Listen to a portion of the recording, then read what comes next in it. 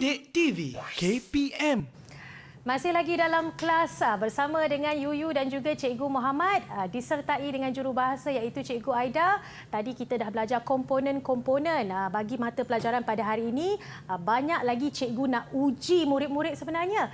Kalau nak uji ni tak bolehlah Kak Yuyu yang tanya soalan, kita serahkan kepada yang pakar. Cikgu Muhammad, silakan. Baik, terima kasih Yuyu. Sama-sama, Okey, stay bersama dengan saya hari ini dan masih. tentulah bersama anak murid cikgu dan juga di luar sana lah. Baik. Segmen yang ketiga ni segmen yang sangat penting. Segmen yang sangat penting di mana segmen ini kita nak menyelesaikan latihan. Tadi kita dah belajar anak-anak konsep asas pneumatik. Kita juga dah belajar bahagian-bahagian utama sistem pneumatik dan kita juga dah belajar. Kita dah kenal pun kan gambar-gambar berkaitan dengan komponen dan juga simbolnya. Ingat anak-anak dalam topik sistem pneumatik yang paling anak-anak kena tahu dan kena ingat simbol dia tu kena ingat. Sebab simbol sangat penting. Mungkin dia akan ditanyakan dalam soalan bahagian A dan tentunya dalam bahagian B pun boleh dikeluarkan anak-anak. Okey anak-anak, ini cikgu bagi contoh soalan pintu bas. Jadi cikgu baca dululah soalannya. Baik, cikgu. Okey. Contoh soalan 3. Rajah 2 menunjukkan pintu bas yang dikawal oleh sistem pneumatik.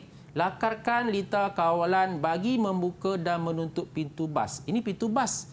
Yuyu, saya nak tanya boleh? Boleh, cikgu. Okey, saya rasa Yuyu mesti menggunakan LRT kan? Pernah? Bila kita nak masuk tu, dia buka pintu kan? Pada firasat Yuyu lah, apa sistem yang digunakan kat situ? Kalau naik LRT, dia tak ada bunyi ps macam bas, cikgu. Yuyu rasa kalau tak silap, kalau silap tegur Yuyu, sistem kawalan elektrik. Ya, tepat 10 markah untuk Yuyu. Betul Lega. Bijak Yuyu pasal Yuyu tahu. Kalau tak bunyi ps tu maknanya bukanlah pneumatik. Dia menggunakan kawalan elektrik anak-anak. Okey. Baik, untuk kita menjawab soalan ini Yuyu, kita ada petua Yuyu. Kita ada petua. Apa petuanya tu? Apa petua dia? Petua dia ni untuk menggambarkan supaya kita lebih faham dan tahu. Okey, kalau jawab pneumatik, mesti guna kaedah ini, mesti guna petua ni. Sebab ramai di kalangan anak murid saya sentiasa buat mistik nak jawab soalan pneumatik. Jadi ada petua dia. Jadi untuk kita share petua ini, cikgu nak mintalah salah seorang anak murid saya ni, Yuyu, untuk menjawab ataupun untuk memberikan tip ataupun petua yang anak-anak semua telah pelajari sebelum ini. Kita minta sukarela ya, sukarelawan, siapa yang mahu menjawab? Cikgu. Alia. Saya, cikgu. Alia. Silakan Alia. Jadi jawapan saya macam ni, cikgu. Menggunakan injap kawalan arah ini sangat penting sebab dia nak tentukan arah udara bertekanan tu nak pergi ke komponen yang mana. Jadi sekiranya kita menggunakan silinder tindakan tunggal secara berpegas ataupun tanpa pegas, ia sesuai dengan injap 3/2. Manakala kalau ia menggunakan jenis 2 silinder tindakan, ia sesuai menggunakan injap 4/2, cikgu. Okey. Bagaimana jawapannya? Dia faham maknanya dia tahu tu. Okey. Maknanya hasil percakapan Ain tu mungkin kurang difahami, betul? Mungkin kurang, tapi saya tunjukkan melalui gambaran ni mungkin agak mudah difahamilah. Okey. Tahniah Alia. Jadi Bagus. untuk tahu menjawab soalan ini, 2 part yang kita kena tahu, iaitu penggunaan jenis silinder dan penggunaan jenis injap kawalan arah. Dia tak boleh daripada itu. Dia tak boleh lebih daripada more itu. So, kemuncak kepada sistem pneumatik kita menggunakan silinder, betul tak? Silinder kan itu kemuncak dia. Kalau kita menggunakan silinder tindakan tunggal, silinder tindakan tunggal tanpa pegas ke atau pegas, kita menggunakan injap 3/2 anak-anak. Okey. Manakala jika kita menggunakan silinder 2 tindakan, wajib kita menggunakan injap 4/2. Janganlah nak guna injap 3/2.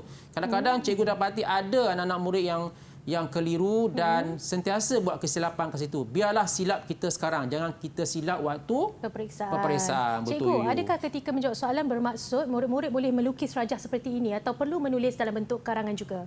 Sebenarnya dalam saja asas kelasaran, poin-poin dia dalam bentuk yang ringkas, tak perlu buat karangan. Tidak perlulah berperenggan dan sebagainya. Tak perlu. Oh, iyalah begini lebih jelas ya. Ya. Okey, baik. Jadi ingat anak-anak, untuk kita melakar lita, dia punya kritikal dia tu mesti lita berfungsi.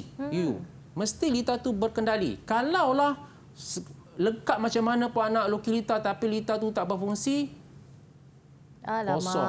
Sayang sayang tu sebenarnya. Betul. Amatlah anak-anak kena perlu beri perhatian. Walaupun anak-anak mampu melukis lita, tapi pastikan lita tu boleh bekerja berdasarkan situasi masalah yang diberi. Okey, ini contoh kesilapan sering yang dilakukan oleh murid menggunakan komponen hidrolik. Sedangkan kita tak guna hidrolik, kita guna pneumatik. Pneumatik sangat simple lakaran dia. Tak perlulah letak simbol tangki, penapis, injap peleka tekanan, tak payah. No need. Sebab inilah kesilapan-kesilapan yang sering cikgu kesan. Ni kena beri tumpuan ni. Soalan tentang kesilapan ni mesti beri tumpuan. Baik, cikgu teruskan. Kesalahan yang kedua iaitu menggunakan simbol injap yang tak sesuai. Contohnya dia guna silinder satu tindakan tapi dia guna injap 4/2. Jadi tak boleh, tak betul tu. Okey. Yang ketiga, dia menggunakan jenis silinder yang salah. Contoh dalam soalan tu dia letak silinder 2 tindakan tapi pelajar pula guna silinder 1 tindakan. Itu seringkali cikgu kesan kesilapan-kesilapan yang berlaku semasa anak-anak murid menjawab. Okey, mari kita tengok macam mana jawab soalan ni. Okey, untuk menjawab soalan ni kita kenal, ingat simple je.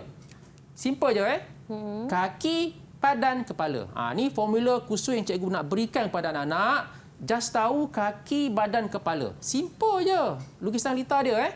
Okey, jadi dalam soalan ini, komponen yang kita gunakan adalah punca pemampat, injap 3/2, pegas, spring. Pegas dalam mana? Pegas dalam silinder dan juga dalam injap. Nanti cikgu tunjukkan. Punak tekan dan juga silinder tindakan tunggal berpegas. Di sini cikgu nak guna silinder tindakan tunggal berpegas. Boleh juga cikgu nak guna silinder 2 tindakan. Tapi kalau kita guna silinder 2 tindakan, kita perlu guna injap 4/2. Ya, betul. So cikgu nak guna silinder tindakan tunggal, jadi cikgu gunalah injap 3/2. Okey. Baik, jadi cikgu dah sebut tadi, pada bahagian kaki, ingat tadi kita dah belajar simbol kan? Simbol, kita bahagian kaki kita guna punca pemampat, bahagian badan kita guna injap 3/2, manakala kepala kita guna silinder tindakan berpegas. Okey? Ini contoh lita yang mencakupi ataupun menyelesaikan soalan tersebut. Okey, simple je pneumatik. Kadang-kadang saya tengok anak murid saya sendirilah. Dia buat ni panjang berjela-jela bawah ni. Ada tangki lah, ada meter lah, ada apa lagi? Ada macam-macam lah. Jadi tak sepatutnya itu berlaku. Jadi inilah anak-anak kena sematkan dalam jiwa, dalam fikiran untuk menjawab soalan pneumatik ini sahaja. Okey? Baik. Jadi kita ada bahagian kaki. Komponen ni adalah pemampat. Pemampat. Manakala ini adalah bahagian badan. Kita guna injap. Dan ini bahagian kepala kita guna silinder tindakan berpegas. Saya ringkaskan tindakan berpegas. Okey, berpegas. Kenapa ada spring dalam ni? Kan? Dan silinder tindakan berpegas ni dia cuma ada satu saluran saja. Ini perpaipan dah. Paipan ni menggunakan tiup. Yang kita bincang tadi kan? Tiup PVC Tetapi untuk yang punca utama ni kita guna apa? Saluran daripada paip. Ini saluran ni udara bertekanan tinggi. So dia menggunakan paip. Tapi untuk diagihkan ke silinder kita menggunakan tiup sahaja. Okey? Cikgu, Yuyu ada soalan. Katakanlah murid telah melukis kepala, badan dan kakinya dengan tepat, namun mempunyai satu komponen yang tidak bertepatan, adakah seluruh rajah diambil kira atau kosong terus, cikgu? Okey, contohnya dia tambah meter lah kata. Okey, contoh anak murid macam ni dalam soalan dia tak minta meter kan? Contohnya bagus soalan you tu, bagus. Okey, contohnya meter simbol macam ni. Dia buat line, dia buat bulat, dia buat macam ni kan?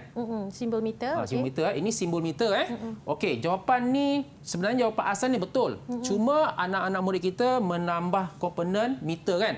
Tetapi dia tidak menjejaskan kefungsian lita tersebut, so kita tak penaltikan. Dan kita pun tak beri markah tambahan. Sebab di sini markah kita bagi 4. Satu komponen satu lagi komponen sini, satu lagi komponen sini dan satu lagi komponen berkaitan dengan pengaliran udara bertekanan. So kita ada 4 markah di situ. Okey, boleh you Okey, maksudnya tidak akan dipenalti, tetapi kalau boleh fokuslah, berilah jawapan yang tepat, cikgu kan? Ya, betul. Yang penting dalam melakar lita mesti berfungsi. Berfungsi. Ingat tu apa-apalah anak-anak lukis lita kompleks sekalipun tapi kalau tak berfungsi, kosong markah. Tiba-tiba alirannya tak dilukis. Ya, betul. Contohnya ni tak ada kan? Kosong ataupun ni salah.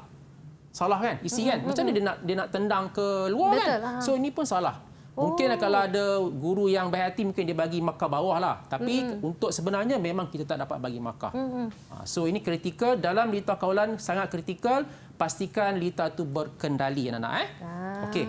Terima kasih di atas panduan tu cikgu. Baik, inilah menerangkan cara kerja kendalan lita. Okey, anak-anak tengok kat sini Pam dihidupkan. Ini maknanya punca pemampat Pam dihidupkan, pemampat menghasilkan udara bertekanan. Udara termampat memasuki liang P, nampak Okey, udara termampat akan masuk liang P, ini liang P So udara tekanan akan stop kat situ. Dia stop kat situ, udara keluar tak? Tak keluar kan? Jadi silinder boleh gerak tak? Tak boleh lah. Tak boleh. Bijak you. You dah faham. Faham daripada apa yang cikgu ajar. Okey, alhamdulillah. You faham walaupun you tak ambil subjek tapi you faham. Cikgu mengajar jelas. Okey, jadi untuk peringkat awal bila motor hidup, udara masuk, dia stop kat situ. Dia tak boleh apa-apa lagi tindakan Okey, kita tengok step yang seterusnya. Okey, masih lagi menerangkan cara kerja lita. Okey. Apabila punat tekan ditekan.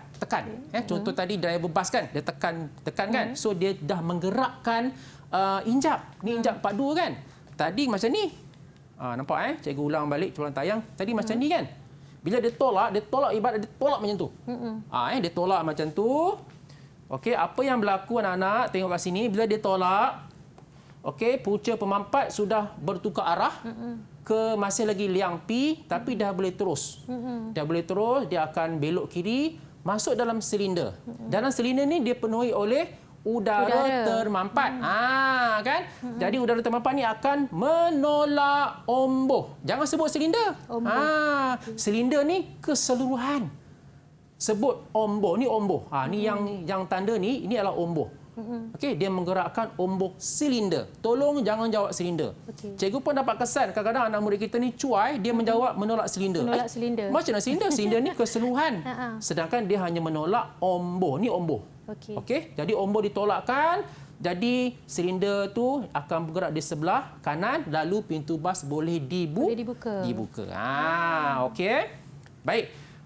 Udara termampat boleh memasuki liang A silinder dan omboh dalam silinder ditolak ke kanan. Bila pun nak tekan dilepaskan, omboh silinder kembali ke asal. Maknanya tekan, bila lepas dia back tu normal balik. Kat sini. Mana tadi? Ni. Lepas pula. Kat sini. Ini apabila pun nak tekan dilepaskan. Baik. Maknanya bila dilepaskan pintu tertutup kembali. Okey. Baik, sebenarnya Yuyu, saya percaya rakan-rakan guru saya lain memang mereka menggunakan simulasi. Kita dah dibekalkan dengan sistem perisian untuk pastikan kaedah lita yang kita buat secara lakaran lita dengan muka tangan, kita boleh terjemahkan dalam bentuk simulasi. Okey, so kita menggunakan perisian Pneu Simpro 3.0.5. Okey, cikgu rasa anak-anak pun akan belajar. Yang tak belajar, pastikan tanya cikgu. Kena belajar. Okey, so di sini kita dapat lihat ini adalah paparan cikgu ambil menggunakan perisai yang cikgu dah buat. Peringkat awal ingat lagi tak, ini komponen yang kita telah susun, betul Kita boleh select Jadi kita gunakan mouse, kita ambil, kita seret masuk dalam dia punya paparan, kita pilihlah exhaust. Ini exhaust exhaust betul ke dia bunyi pss. Tu exhaust. Mesti kalau pneumatik mesti pss. Exhaust Okey, kita seret. Kemudian kita pasang setiap komponen, kita buat perpaipan dia. So peringkat awal bentuk dia macam ini. Okey, selepas kita dah make sure, kita dah pastikan bahawa kita dah melakarkan simbol dia dengan betul dan tepat, pastinya kita perlu uji. Kita perlu uji Okey. So kita tengok kat sini, ini yang peringkat asal tadi, awal kita dah buat. So kita uji dalam simbol ni kita guna tangan So kita klik tuk. Kemudian udara pemampat akan masuk kat sini. Dia akan masuk kat bahagian dalaman silinder dan dia tolak. Lalu silinder ini dapat ditolak, tapi yang tolak adalah omboh. Omboh akan menolak silinder ke sebelah kanan dan dalamnya ada spring Spring inilah bila kita lepaskan balik, dia akan menolak balik. Kembali ke asal seperti ini. Maknanya udara bertekanan yang sedia ada dalam ni dia akan tolak balik, dia patah balik, belok kanan, ke bawah. Itu apabila pundak tekan dilepaskan. Okey, anak-anak Okey, cikgu mengharapkan anak faham dan tahulah berkaitan dengan perkara ini. Okey, ada tambahannya Yuyu jika kita nak bagi silinder ni bergerak perlahan. Tadi ni silinder bergerak biasa. Tap kan? Sekarang macam kita nak bagi slow. Slow je kan? Macam mana caranya?